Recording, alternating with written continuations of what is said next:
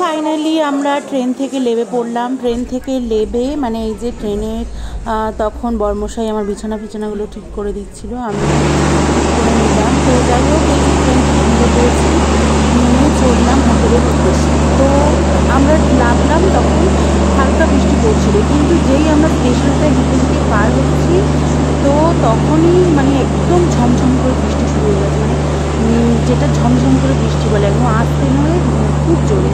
তো ছাতা নিয়ে যাইনি, তো ভালো করে ভিজে গেছি। ভালো করে মনে বলতে এটাই বলছি যে মানে এমন ভিজে ভিজেছি, মানে পুরো মাথা জামা কাপড় সমস্ত ভিজে গেছে। এই জন্য বলে ছাতা একটা, বর্ষার ছাতা অন্তত ব্যাগে নিতে হয়। বর্ষার ছাতা শীতের কাঁথা কখনোই ছাড়তে নেই। তো যাই হোক, আমি কিন্তু ভুলে গেছি ছাতা নিতে। আর এই যে আমাদের এই ট্রেনটাকে করে কিন্তু আমরা এই প্রথমবার আমি পুরীতে, মানে পুরীতে তো একবার এসেছি বাসে করে, বিয়ের প্রথম বছর আর 2 বছর পরে এলাম।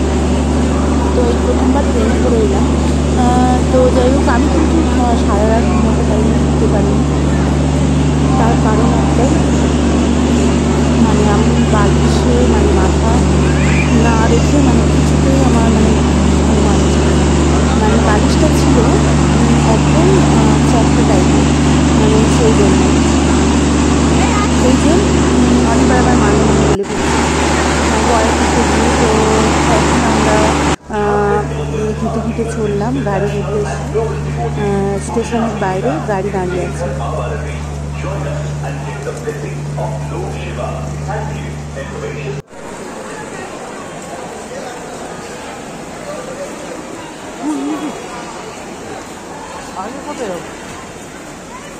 এখানে দাঁড়াবো সবাই।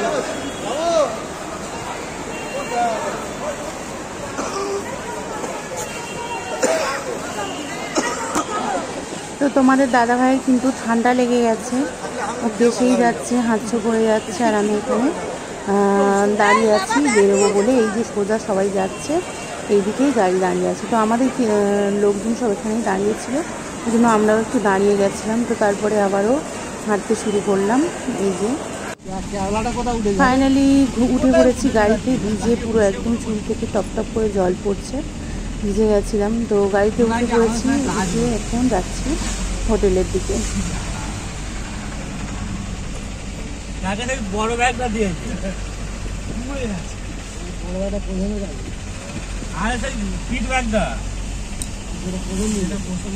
আর তোমাদের দাদা ভাই বসেছিল সামনের দিকে, তো ওকেও একটু ভিডিও করে নিলাম। এই যে পুরো ভিজে গেছে, রুমাল দিয়ে মাথাটাকে মুছতে বলছিলাম, তার কারণ ওর বুকে সর্দি বসে আছে, কাশি হচ্ছে। আর এই যে এরা রান্নি দাদারা সব এখানে বসেছেন, এরা রান্নাবান্না করবে মানে।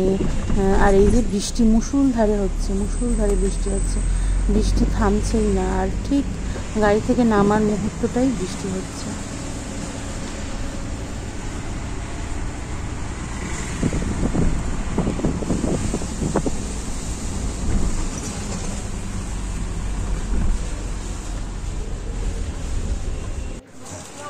ফাইনালি আমরা চলে এসেছি হোটেলে। এই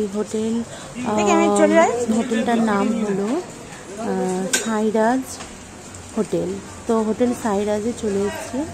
এখানে অলরেডি সবাই আগে থেকে ছিল, আর বাকিরা সবাই গাড়ি করে আসছিল, আমরা একটু আগে চলে এসেছি।